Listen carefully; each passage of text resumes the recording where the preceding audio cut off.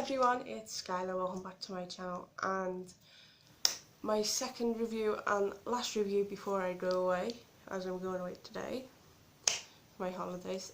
So anyway, let's start by saying this movie review is from 2016 and it is Friend Request, directed by Simon Verhoeven, if I've got that right, so don't freak out or go, "You've got to say you pronounced it wrong." I know, I can't help it. Produced by Kieran Berg, Max Weidman, written by Matthew Ballon, Philip Koch and Simon Verhoeven.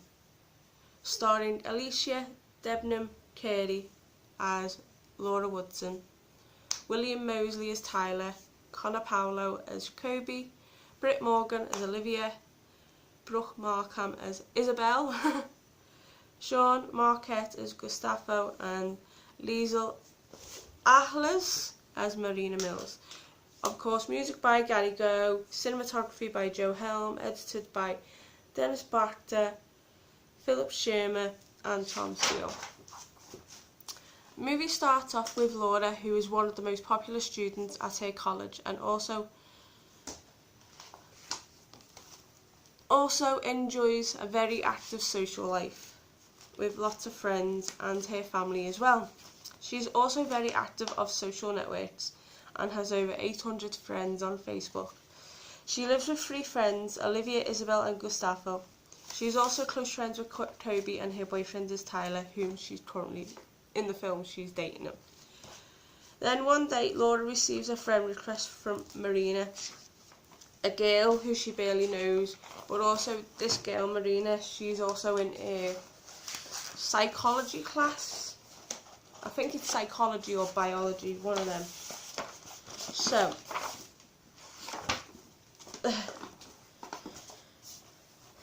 So yeah, but she doesn't really know her, and obviously she accepts the friend request because she feels a bit sly because she hasn't got any friends on Facebook, so she accepts it and obviously becomes a friend.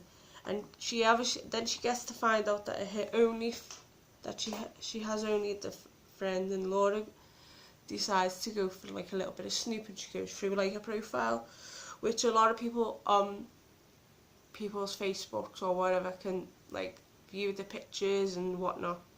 So this is what Laura's doing, and finds bizarre and disturbing images, and also gets to find out that Marina is getting possessive, which Laura gets really uncomfortable because after she makes friends she constantly video calls her, messages her, and it just makes Laura feel uncomfortable.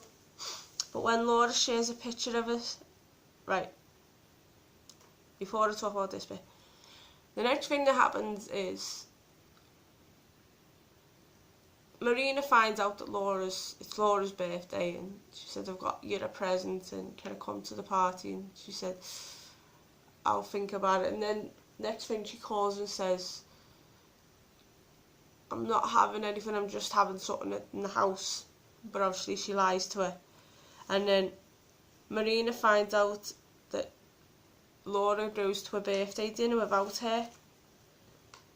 And then the next day in the cafeteria, Marina goes up to Laura very angrily and in front of everybody, confronts her and publicly goes, "I thought you were my friend and this, that and the other, blah blah blah, and why did you lie to me," and stuff like that. So, and then the next thing, Marina gets taken away by the security and vows revenge on Laura. And then in the end, everything got a bit too much for Laura, that she was constantly harassing her, Facebook messaging her and video calling her, so she just unfriends her. Then later that night, Marina records her suicide on her webcam, and it automatically uploads the footage on social media, because you can do, some people can do videos on YouTube where you can set them to a certain day.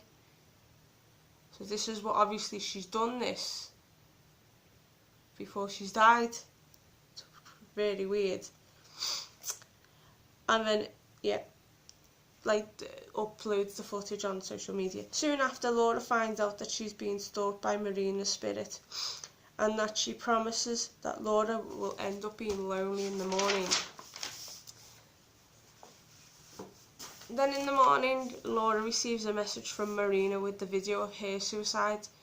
Then later it gets posted to Laura's Facebook page, and then obviously Laura's trying to report the video, get it removed, and then all of a sudden a friend's count on Facebook starts to drop.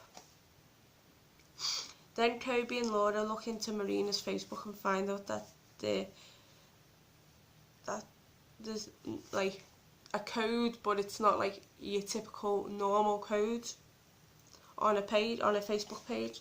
Then that night, Marina starts to add Gustavo as a friend, and then post a weird distorted picture of his face. And then obviously Gustavo is now being terrorized by Marina's spirit, because he's seeing things on a Facebook page. Then the spirit starts to kill Laura's friends one by one, and each time posting the video where, and for example, Gustavo's kills was in a lift of his distorted face. Is it Isabel? I think it's Isabel who's Gustavo's, or was it Olivia? It's one of the two. His girlfriend, she then is found in a bath, wrists being slashed, and then obviously something happens to Olivia, the other girl. And then after each of the killings, they post each of the video of each death on Laura's page, and then again she's unable to delete the video and tries to deactivate account. Then Laura's Facebook page then again drops the friend count, so she had 800 at the start, and then it was like about 400 or 500 at this point.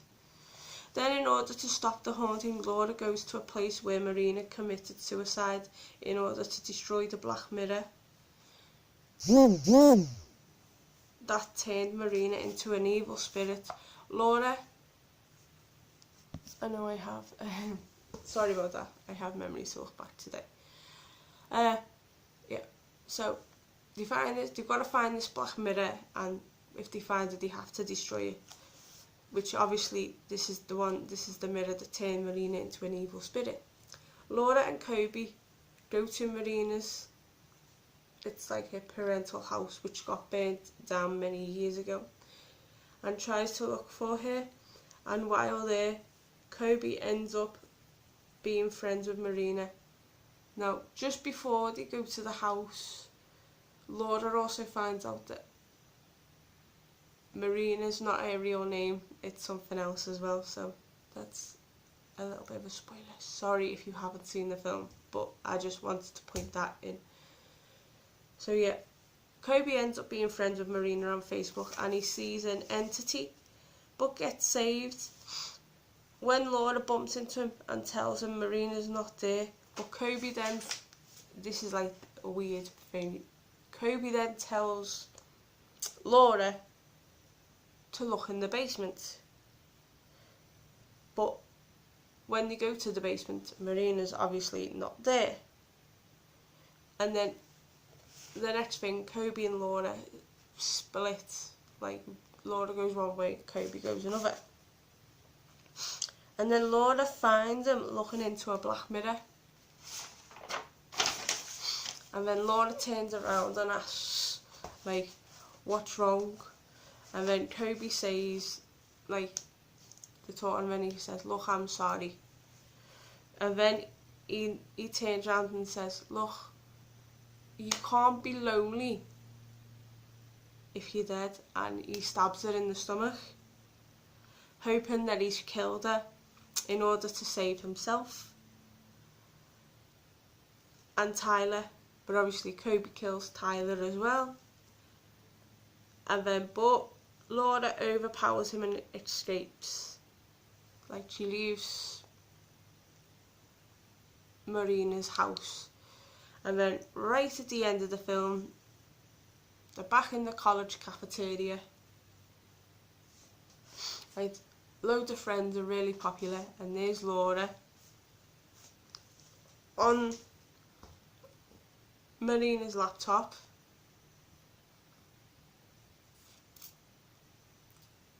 and then it comes up with, instead of Laura Woodson, it comes up with a different name, and it has, how many Facebook friends? None. And it has all the same disturbing images that Marina had on her page. And wow. So that's what happened in the film, near enough. Like, because I did watch this like a week ago. So anyway, my thoughts on this, I really think Laura stole the show in this movie. The way how she acted, portrayed the character, and to be honest, this is not your typical horror film either. I class this as social media horror. Don't ask me why, but that's what I class this as, and it's, wow, it's really, really an enjoyable film. And to be, if you compare the 2014 film Unfriended, I know you're probably saying, why are you comparing that film to this film? I'm just telling you now, there's no comparison. Unfriended is just like, you're on a computer and you're seeing, like in a group video, and seeing each other killed one off. This is actually based more on Facebook, where photos are being uploaded and people are getting murdered, and it's getting uploaded to Facebook. So that's why I like the difference about it, and it's showing you what it also is as well. It's showing you also awareness of what things could happen on social media, like Facebook and that, which I really, really enjoyed a lot. I really like that aspect of that. I like the way everything was shot, because I believe the film was done in South Africa. So don't quote me on that one. I think it was shot in South Africa, and I think little bits were shot in Germany as well. So, but it's just the way the film was brought to us. Like, I think it was at the right time for a film like this to be brought out. Like, you've seen like The Social Network and films like that, but you wanted the horror side of things, the horror side that can happen on Facebook, and how people can get onto your Facebook without you knowing, and stuff like that. So that was very intriguing as well. So yeah, so what I'm going to do is I'm going to give this a 9 out of 10, for the simple fact is I can't give a film 10 out of 10 because there was just a little something there that just needed a little tweaking, and if you tweak it, give it a 10 out of 10. But I would actually, it's weird thing is that if there was a sequel to this, I would like to see what actually happens to Laura as the whole Marina character side of things, because you've only seen Laura being really popular, and you only see like the last second being unpopular, as you say.